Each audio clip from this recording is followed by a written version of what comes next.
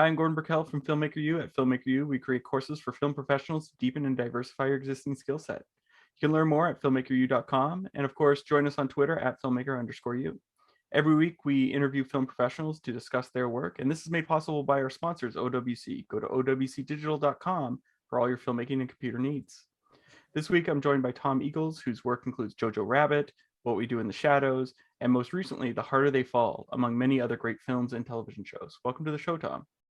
Thanks for having me on. Thank you. I have to ask about What We Do in the Shadows. Okay.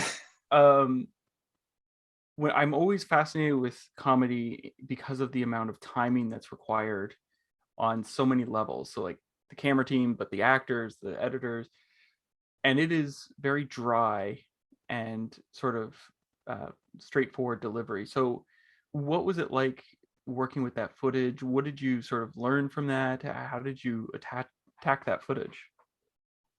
Yeah, I mean, it was tough because there was so much. I think there was a good 100+ hours of improv. So trying to track jokes and make it funny, but also make sense of the whole narrative was quite an undertaking. But yeah, it is. I mean, it is kind of dry. It's been put to me before that there are different sensibilities. I don't know if I believe that necessarily, because there's a lot of American humor that's very dry as well. But I am finding, I'm working with Taika again now, and again we're doing the multiple editor thing that we did on What We Do in the Shadows, and there is just a different sensibility. I think we go for awkwardness. We're not afraid of like a healthy awkward pause. Yeah. So I don't know, it just comes down to what you find funny personally, and that's it. It is so personal. But I usually just look for what appeals to me in the dailies, and usually it's something different than what appealed to the crew or the actors or the director on set, because the on-set environment can feel like theatre sometimes. Mm-hmm. And sometimes when you're in the edit room, the stuff that got big laughs on the day just feels really big. And so you're looking for, same thing I'm doing now, I'm looking for some kind of humanity in it. Like things that make me laugh are when I feel that something is very true. And I can kind of maybe see a little bit of myself in the character, or think, oh God, I've done that, So yeah, there was a great process, and it went on for probably about a year of 3 editors bouncing the cut back and forth. We each had multiple passes on it. Interesting. So like, wait, when you were doing it, it was like you would do the whole film and then pass it off, or you were doing certain scenes and then passing off? You do the whole, I would do a whole pass on the film usually, and then pass it off to someone else, see what they come up with, see how you want to interpret their work. I kind of take it like, it's kind of like getting notes. Yeah. So you get the cut back and you're like, well, I don't really like what they've done there, but I think I see why they did it and what the point was, and I hadn't thought of that. So you kind of get this fresh perspective, and then you can go in and try and mold it to your own sensibilities. Now, was in What We Do in the Shadows, was there a joke or something that you found really funny that didn't make it into the film that you think should have, or wish you could have, but it didn't work for the story? I can, it's so long ago now, I can barely remember the jokes. I do remember, because I cut the trailer as well, I really wanted to put the sandwich joke in. I don't know if you remember that joke. Quite a dirty joke. And I remember Jermaine saying, no, it's too good, we have to save it for the movie. And I was like, but we have to get people to come to see the movie. Yeah. We want to show them that it's really funny. As far as the actual movie goes, I just can't remember. It's so long ago. Well, let's jump to The Harder They Fall, because you just worked on that for Netflix. Hopefully my memory's a little fresher. Well, because it felt very much like there was I don't know how to describe the style to it, but it was it had its own unique style. So like, how did you get on the same page with the director to figure out how it was going to be cut? Yeah, I mean, we just hung out a lot. We would have, we hung out a little bit before the movie started, and then once I was cutting, we would have these Evercast sessions, because once COVID started, was actually back in New Zealand, and he was in Santa Fe, and my crew was in LA. It was crazy. But we would get on Evercast ostensibly for me to show him cuts, but we would wind up just talking all day long on a Saturday or a Sunday, talking about movies, our favorite movies. There was a strange kind of serendipity between me and James. We just seemed to be kind of on the same page. I think you get quite a lot from the script and the dailies. Do you know what I mean? Like it really informs the aesthetic if you kind of got your eyes and ears open. So it wasn't too much we had to talk about. Obviously, music was a big part of how James thinks and how I think as well. Like I often prep with music a lot. I will put a lot more time than is necessary into listening to music. The film I'm doing at the moment is set in a particular country. I'm listening to all the music from that country, not necessarily, some of it may find its way into the movie, but it's also just informing the overall sensibility. So with The Harder They Fall, originally in the script, there are a lot more scripted needle drops, and a lot of that wound up being replaced with beautiful new songs that James wrote. But there was a lot of reggae music. There was obviously the tune "The Promised Land," which is still in the movie. So sort of reggae and dub and dancehall feel, and the Fela Kuti stuff. It kind of had this Pan-African sensibility that I tried to tap into.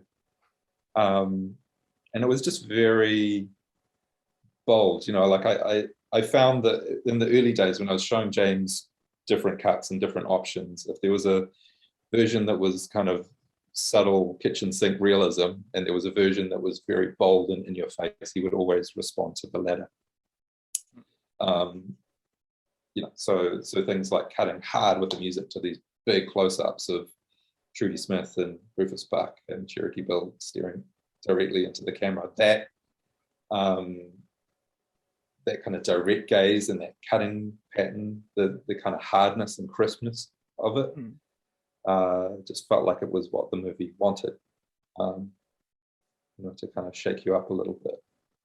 Well, it's interesting because you talk about cutting to that really close shot, but like, especially in the first scene, I think about you're withholding Idris Elba's character's visuals. Like we don't see that. And I feel like when it comes to suspense, it's a lot about what you show and what you withhold. So how do you, when you're cutting the scene, like the opening, but you want to withhold certain, how do you, I guess, sorry, I'm tripping over my own words, but how do you determine when to show something and when to hide it to build that suspense?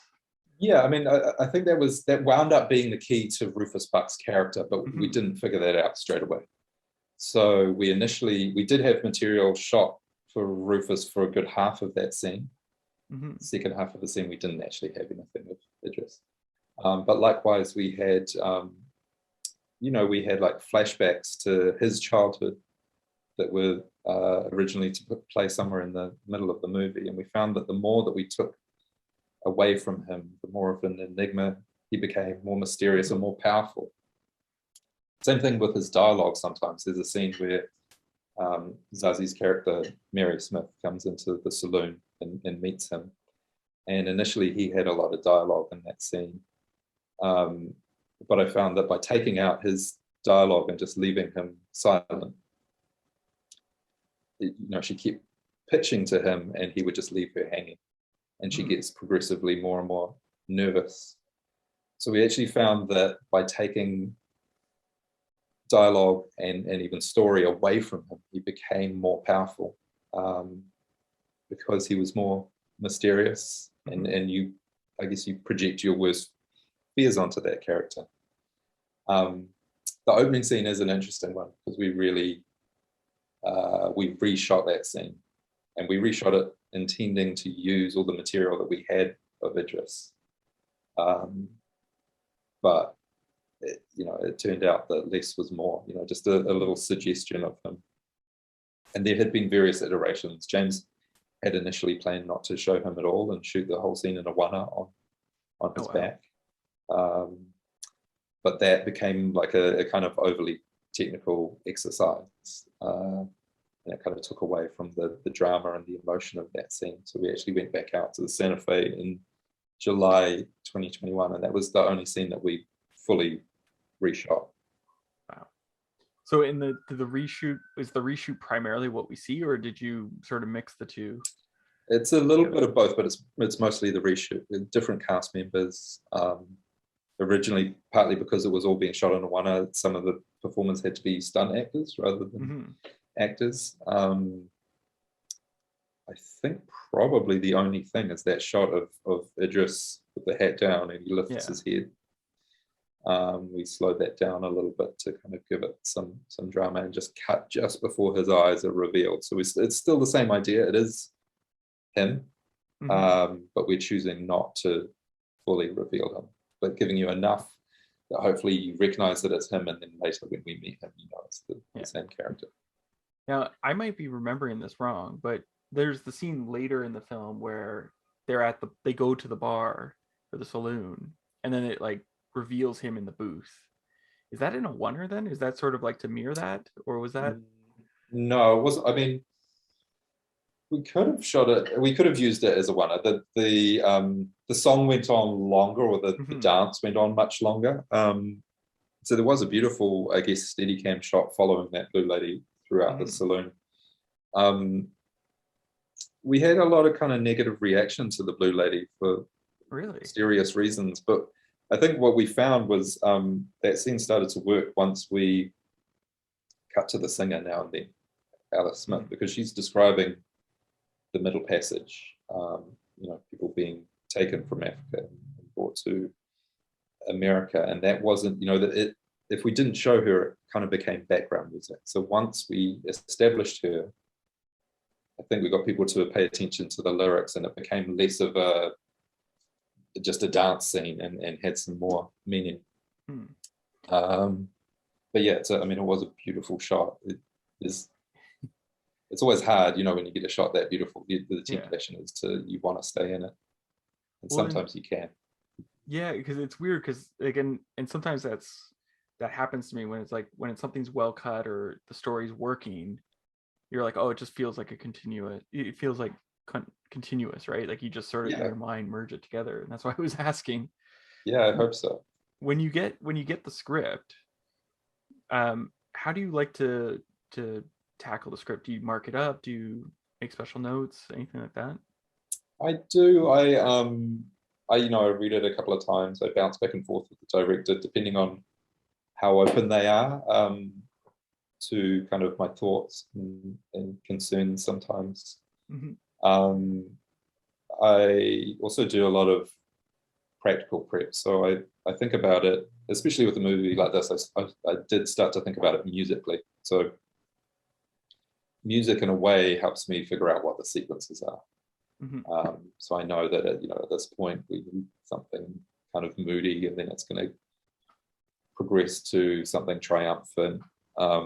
That's what's going on with the scene. I find the two things are complementary. If I start looking for music early on, because I know that that's so time consuming once I'm actually in the edit, I don't have time to go spending hours listening to music. So I kind of try and create a world for myself and a bit of a library, music wise and also sound wise.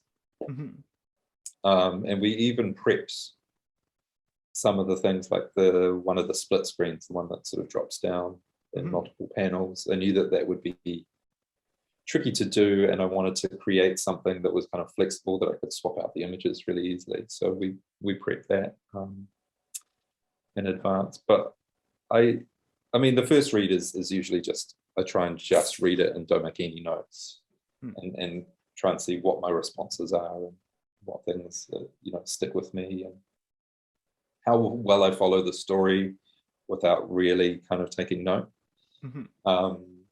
So that was, that's always an interesting process. Now, I do want to talk about Jojo for a bit. Sure. Yeah. How did you guys, because it can be a touchy subject, I guess you could say. So how did you guys find the balance of pushing the satire to its limit without, I guess, causing uncomfort for the audience. Like I think about the Heil Hitler scene where they're just constantly saying it in the round, which I thought was hilarious. But I mean, I think it does cause discomfort to the audience, and it should cause discomfort to the. I don't think we should ever get to a place, I hope, that we're comfortable with people Heil Hitler each other. But I don't think, what I've discovered over the course of that project and this project, the things are not really antithetical. So actually, you're laughing because you're in discomfort and you don't quite know what to do. The scene is, I mean, particularly in that scene, because there's a lot of tension in that scene as well. Elsa's hiding upstairs. But that line is the entire story of the edit of Jojo Rabbit. We spent a year figuring out exactly where we wanted it to fall, and the movie will always be too touchy for some people. Some people will walk out in the first 2 minutes or the first 15 minutes. It was important to me to try and keep some gravity early on. There's a scene where Jojo and his mum, Scarlett, see some bodies hanging in the square, and that's kind of the first time you get an idea that this is happening in the real world. I guess you've seen all this propaganda and you've seen how infatuated he is with Hitler and Nazi ideology, and then we do see the consequence. And it was important to me to get that as early as possible in the film. Some people found it jarring, and there was a push to put it later in the movie. But I felt it was really important to, as early as possible, say, look, these are Nazis, and this is what Nazis do, and kind of signal where the film is going, because it does.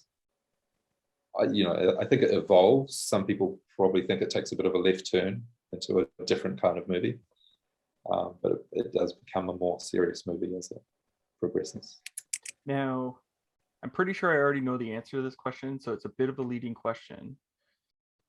But did you guys ever consider putting in Mel Brooks's Hitler rap into the movie? No. It's funny. We get a lot of comparisons to that movie, but I watched it, and it's just such a different I was gonna say, era of comedy. It didn't wasn't that informative, but it was great that he saw the movie and liked the movie, so that made us feel good. Oh, great.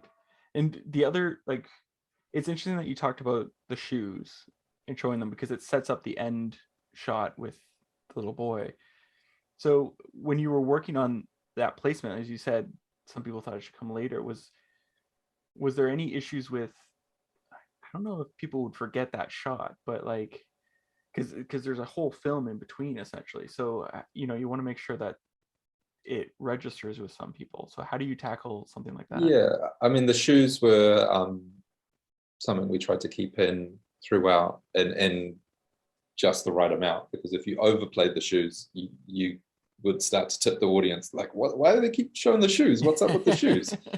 But we did try and get a few close-ups on Scarlett's very distinctive shoes, when she's dancing and whatnot, and when she walks into the swimming pool, which I was able to kind of get to time to music a little bit, which hopefully that kind of keys you into the shoes, so that when you then see them hanging, you should hopefully know who that is. We did actually shoot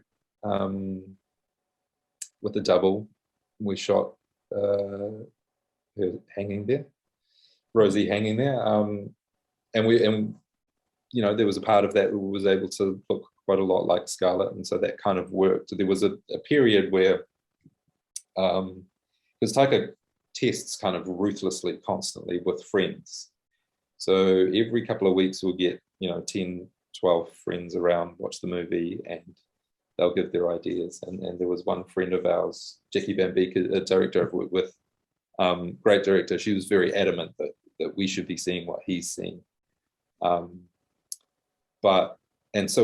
we kind of we took the note and we took it on and we shot it, but ultimately it just came down to the kind of movie, you know, like that was the right answer for a Jackie movie. This was the right answer for a Taika movie. And in the end, it was enough, I think, to communicate. Well, it definitely burns into your memory, that shot of the shoes hanging.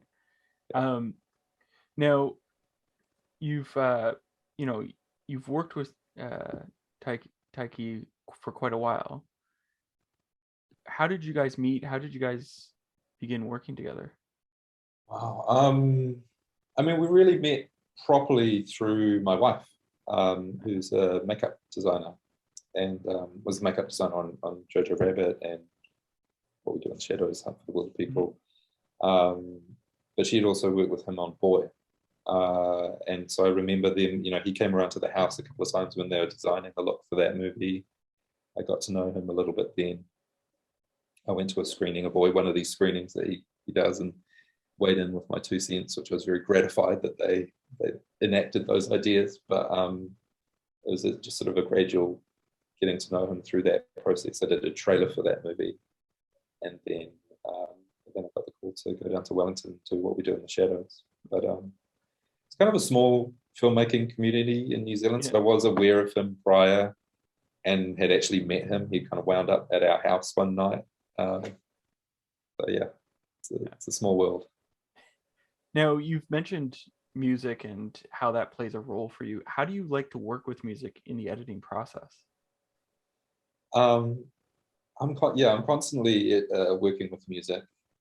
You know, I do a lot of editing on the music, so I'm usually not trying to conform the story or the pictures to the music. I am trying to use the music to support what we have, because a lot of it will be replaced. Some needle drops will stay. In this movie, in The Harder They Fall, it was a really interesting process because James was the composer. So I had so much more access to the composer, and he was giving me so much more stuff early on. He was writing things even during shooting. So then there was a constant interplay between the music and the pictures. I would get something from him, maybe it wouldn't fit quite right to the pictures, so I was able to cut up the music, or sometimes even create something. There's the scene where Nat Love runs into Redwood at the end, and there's a massive cable cam shot. And then we needed a kind of answer from Rufus, so there's a couple of cuts jumping down the line on Rufus, and I had there wasn't anything really musically for that, but I had the stems from the next piece of music as Nat comes marching into town. So I was able to use bits and pieces of the strings to kind of create like a little bridge, both musically and visually. And so that was kind of an interesting process to me, to be kind of molding both the pictures and the music at the same time. Same thing, like at the end of the Maysville heist sequence, James had this tune, My Guns Go Bang, which is actually now the title tune of the movie. It has strings, that has Jay-Z and Kid Cudi. At that stage, it was just a beat that was made up of gunshots, and he said, you know, try this over this gunfight, but it's probably not going to work because it's going to fight with the actual gunshots. It'll be a nightmare. But I found with like a little bit of editing on the track and then a little bit of tweaking the pictures, I was able to get things to kind of fall on the rhythm, and so get real gunshots to fall on the gunshot beat. And that just felt like a satisfying piece of style for a movie like this. You know, style was very important to James right from the get-go. So yeah, music is very important to my process generally, but especially with this movie. Is there a scene in your career that was really difficult to tackle, but you're really proud with the outcome? They're all difficult to tackle. I think there's one that's burned in. Well, there are definitely ones that I feel like, I hope we got away with that, but they tend to hopefully kind of slip things by the audience. Where there are scenes like in Jojo Rabbit or The Harder They Fall that were very complicated, blocking very simple coverage, and then they needed to be compressed later in the edit or rearranged. And I don't even want to tell you those scenes because I still see the scenes in those where I move things around. I could tell you, Nat and Mary in Mary's bedroom, things are not where they were supposed to be. Yeah. So the bits of dialogue are taken from another part of the room. The beginning is in the middle is, but things in terms of, like things I'm proud of how they came out. I mean, there's lots of that too. That COVID threw us a couple of loops on this movie. We lost Idris like a day early because of a false positive. And so the scene where Nat rides in to rescue Mary at night, that was supposed to be the first time that those two men meet in person, but we didn't have Idris. So they kind of improv'd on set. They didn't really have time. I think they shot again the next night. They were up again. So you just had to figure out what we've lost this kind of cornerstone of the scene. What's the scene about and who is the scene about? And it became about True Smith. And his absence became, we worked to our advantage. So that was an example that something that was a very improv scene, but hopefully it doesn't feel improvised. It's not like not like a comedy scene.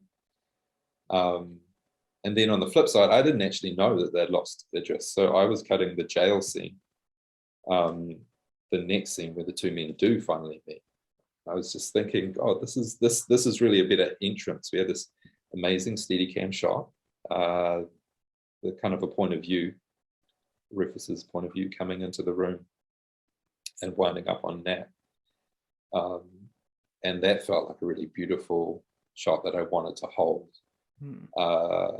So then I had to figure out how, and I had this idea to have him whistle.